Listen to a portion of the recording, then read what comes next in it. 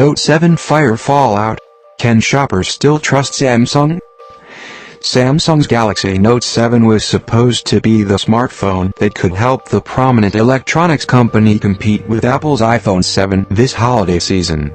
Instead, it's turned into a nightmare that could ultimately send consumers into Apple's waiting arms.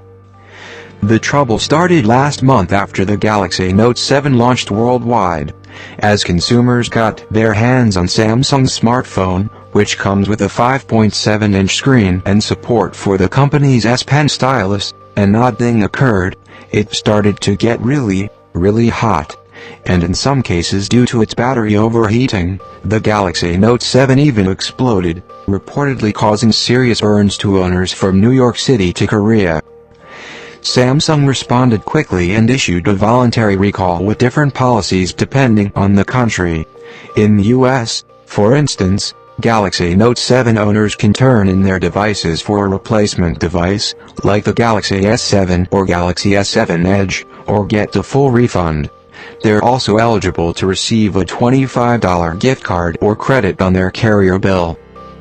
But that was just the beginning. Airlines and the U.S. Federal Aviation Administration soon deemed the Galaxy Note 7 unfit for travel and required all owners to turn off the devices while traveling in the air. The U.S. is also currently working on a mandatory recall in the name of public safety. Although Samsung hasn't pegged an exact figure for the losses it could incur related to the recall, the company has said that it would be a heartbreaking sum. But the cost of a recall is just one of many Samsung concerns. Now, it needs to regain consumer trust and make its customers believe it really does care about them, even if it launched a faulty device that could do them harm. The last thing that any consumer wants or expects is their device that they paid a significant amount of money for to pose a danger to them, said IDC research manager Ramon Lamas in an interview. Brian Ma, IDC's vice president of devices research, added that Samsung's battery issue isn't getting any better and it's starting to cause collateral damage. The impact to its brand is spreading where other Samsung phones, regardless if they are Note 7s or not, are now becoming guilty by association, he says. I won't be surprised if more consumers are questioning whether their Samsung phones are safe. Avi Greengert, an analyst at Current Analysis, was succinct in his evaluation of the situation. Samsung sold products that explode. That's never good. Still, the fight must go on and Samsung, against long odds, needs to find a way to prove to consumers it can regain their trust. Regaining consumer trust is about acknowledging there's an issue and then finding ways to improve relations with customers, Lamas argues.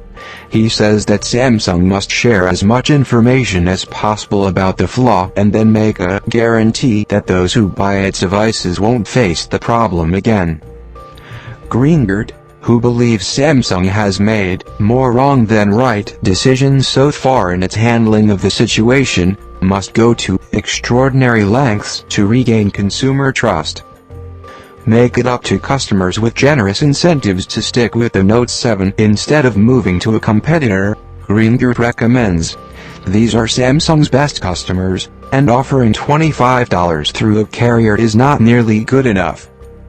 Ma similarly believes that Samsung must go farther than it has to regain consumer trust, and should even consider some form of compensation so it might be viewed as a company that really went out of its way to care for its customers rather than just being obligated to do so. Managing consumer understanding might also prove critical, the analysts say. While the problem has so far only affected its Galaxy Note 7, there might be some who worry that Samsung devices in general are troubled.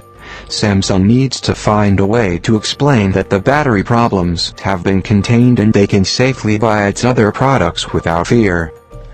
Samsung somehow has to quickly convince the world that all of its phones are safe, which might be easier said than done, Ma says. And this has to happen within days. It can't afford to wait a few weeks for the new batch of phones are ready, lest more unfortunate incidents occur.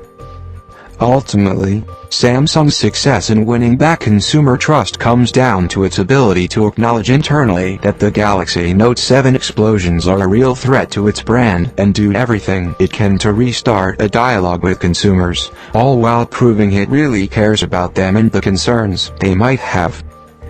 The big question is, what can you do beyond the smartphone? Lamas asked of Samsung. That's where Samsung needs to step up. If you're directly responsible, you have to step up to the responsibility.